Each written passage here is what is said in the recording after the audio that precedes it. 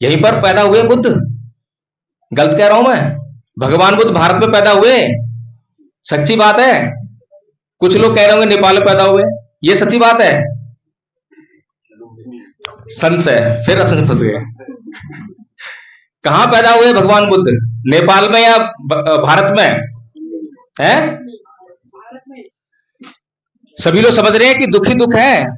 दुख कैसे? चलो इसको समझाया। तो भगवान बुद्ध कहते हैं कि जाति भी दुखा, जरा भी दुखा, व्याधि भी दुखा, मरणाम भी दुखा, शोक परिदेव दो मनस्यु पाया सापी दुखा, पिय ही विपयोगो दुखो, अप्य ही संपयोगो दुखा, यम्पि छगने लगती तंपि दुखं, संकितेन पचुपादान खंदापि दुखा। कि इस संसार में जन्म लेना दुख है, दुख है, बुढ़ापा दुख है, रोग दुख है, मृत्यु दुख है, प्रियजन जब बिछड़ते हैं तो दुख होता है, अप्रियजन जिनको हम नहीं चाहते हैं वो मिलते हैं तो दुख होता है, और जिन चीजों को हम चाहते हैं जब वो प्राप्त नहीं होती हैं तो दुख होता है। कुल मिलाकर 5 स्कंधों से निर्मित ये शरीर दुखों का घर है। पूरे जीवन में दुख ही दुख है, दुख ही दुख है। और हम क्या ढूंढ रहे हैं? सुख, सुख ही ढूंढते हैं। हर कोई सुख ढूंढ रहा है। ऐसे ही भगवान बुद्ध से पहले, जब भगवान बुद्ध ने घर छोड़ा तो उससे पहले भी लोग जो है तपस्या करते थे ना, ऋषि मुनि तपस्या करते थे जंगल में जाके। तो क्या ढूंढते थे? सुख ढूंढते थे। और क्या ढूंढते थे? स्वर्ग और अप्सराएं। सबको पता है अप्सरा मिल जाए इसके लिए तपस्या कर रहे हैं। देखे ना, सुने हैं? गलत तो नहीं बोल रहा मैं? है? और सुख मिल जाए इसके लिए तपस्या कर रहे हैं, या स्वर्ग मिल जाए उससे तपस्या कर रहे हैं। लेकिन इस विश्व में भगवान बुद्ध पहले व्यक्ति हुए जो ना तो सुख की खोज में गए, ना स्वर्ग की खोज में गए, और ना किसी अप्सरा की खोज में गए।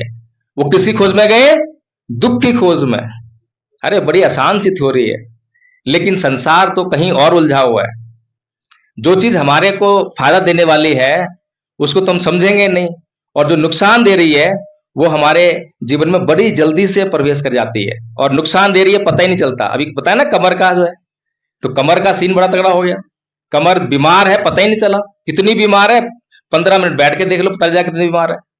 तो भगवान बुद्ध ने सबसे पहले दुख को परिभाषित किया कि दुख क्या है, और दुख को ढूंढ लिया, और दुख के कारण को भी जान लिया।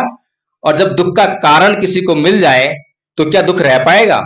जिन लोगों को दुख का कारण पता हो और फिर भी उनके जीवन में दुख हो, दुख के कारण को मिटाने का भी पता लग गया हो कैसे मिटेगा, उसका मार्ग भी उपलब्ध हो, और फिर भी लोग दुखी हो, तो फिर क्या कहेंगे? उनको मूर्ख ही कहेंगे? कहेंगे नहीं कहेंगे? लेकिन भगवान बुद्ध मूर्ख नहीं थे।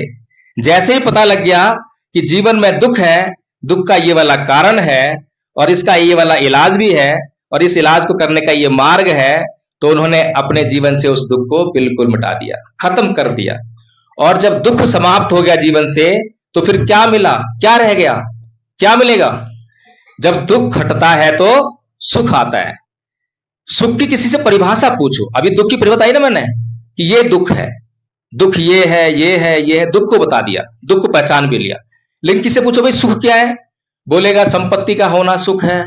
अरे संपत्ति का होना सुख है? गाड़ी बंगला होना सुख है? पहाड़ों में गर्मियों में जहां ठंडक हो वहां पे जाना बड़ा आनंद आता है, सुख है।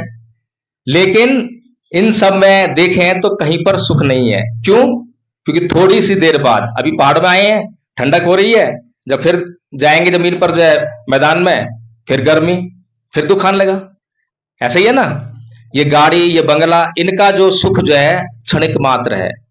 लेकिन जो भगवान बुद्ध ने जिस सुख को पाया, वो वास्तव में उसको, उन्होंने ये नहीं कहा कि ये सुख है, उन्होंने ये कहा कि भैया तुम जो इसको चाहो समझ लो। तुम्हें लगता हो कि सुख है तो सुख समझो। मैं तो ये कह सकता हूं कि आपके जीवन में दुख नहीं रहेगा। एक डॉक्टर जो है उसके पास आप क्या करने के लिए जाते हो?